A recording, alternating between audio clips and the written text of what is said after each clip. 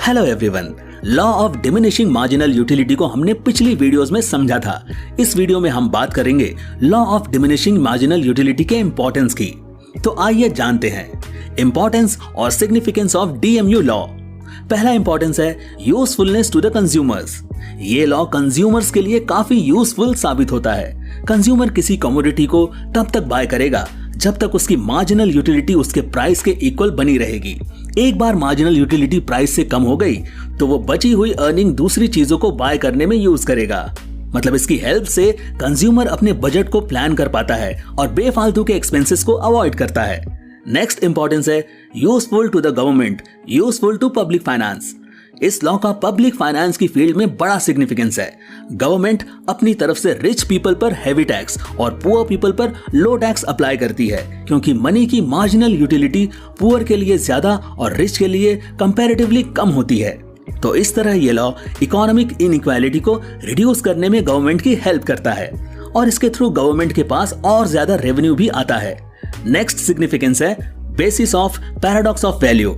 Law of DMU हमको paradox of value को understand करने में हेल्प करता है। ये हमें value in use and value in exchange के डिफरेंस को समझाता है।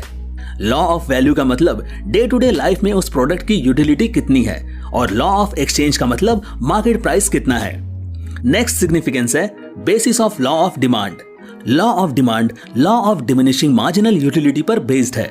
अकॉर्डिंग टू दिस लॉ किसी प्रोडक्ट की डिमांड तब बढ़ती है जब उसकी प्राइस लो होती है और जब प्राइस बढ़ती है तो डिमांड कम हो जाती है। ठीक इसी तरह जब एक कंज्यूमर एक प्रोडक्ट की ज्यादा से ज्यादा यूनिट्स खरीदता है तो उसकी मार्जिनल यूटिलिटी भी कम होने लगती है। इस वजह से वो ये कोशिश करता है कि वो एडिशनल यूनिट्स कम प्राइस में ही खरीदे।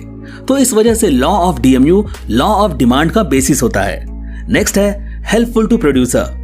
ये लॉ प्रोड्यूसर्स को गाइड करता है। इसके थ्रू वो अपने सेल्स एंड प्रॉफिट्स को इंक्रीज करते हैं। वो अपने प्रोडक्ट का प्राइस डिक्रीज कर देते हैं। प्राइस के कम होने से कंज्यूमर्स की तरफ से और ज्यादा ऑर्डर्स मिलते हैं और ओवरऑल ज्यादा प्रॉफिट होता है। Helpful to monopolist. मोनोपोलिस्ट उस पर्सन और कंपनी को कहते हैं जिनका अपने बिजनेस फील्ड में पूरा कंट्रोल हो, कोई दूसरा उनके कंपटीशन में ना हो।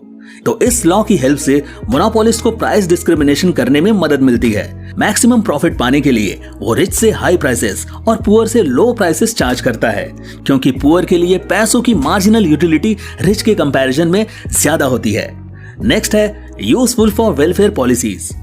Law of DMU welfare policies को डिटरमाइन करने में गवर्नमेंट की हेल्प करता है। इसके थ्रू गवर्नमेंट लग्जूरियस गुड्स और इनकम ऑफ रिच से हैवी टैक्स चार्ज करती है ताकि रेवेन्यू इंक्रीज हो और इस रेवेन्यू को पुअर पीपल को unemployment benefits, free education, food subsidy, medical facilities जैसी वेलफेयर पॉलिसीज प्रोवाइड करने में डाइवर्ट करती है, जिससे उनके स्टैंडर्ड ऑफ लिविंग को रेज किया जा सके।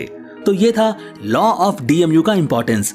दोस्तों, आज हमने जिन टॉपिक्स को डिस्कस किया वो है importance and significance of law, usefulness to the consumer, useful to public finance, basis of paradox of value, basis of law of demand, helpful to producers, helpful to monopolist, useful for welfare policies. If you like this video, do like, comment and subscribe to our channel.